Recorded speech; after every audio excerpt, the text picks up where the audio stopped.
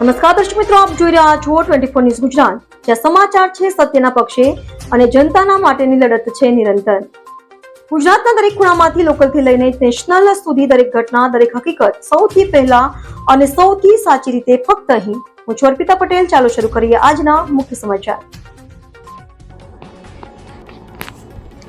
ડભોઈ એપીએમસીની ચૂંટણીમાં 6 સભ્યો થયા બિનહરીફ. ભાજપ મેન્ડેટમાં સામેલ 6 ઉમેદવાર બિનહરીફ થયા.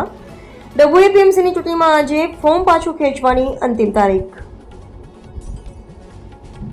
ડભોઈ એપીએમસીની ચૂંટણીમાં ખેડૂત વિભાગની 10 બેઠક માટે 10મી નવેમ્બરે યોજાશે ચૂંટણી. એપીએમસીની ચૂંટણીમાં ખેડૂત વિભાગમાં 25 પૈકી 5 ઉમેદવારોએ ફોર્મ પાછા ખેંચતા 20 ઉમેદવારો આમને સામને.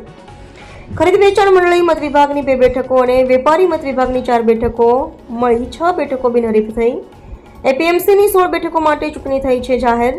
10મી નવેમ્બરે યોજાશે ચૂંટણી. મતગણતરી થશે 11 નવેમ્બરે. ડભોઈ એપીએમસીમાં ખેડૂત વિભાગના 20 ઉમેદવારોની 10 બેઠક માટે મેદાનમાં ચૂંટણી વિભાગ દ્વારા તૈયારીઓ શરૂ કરવામાં આવી છે. રિપોર્ટર બિલાલ ભુરાવાલા, ડભોઈ.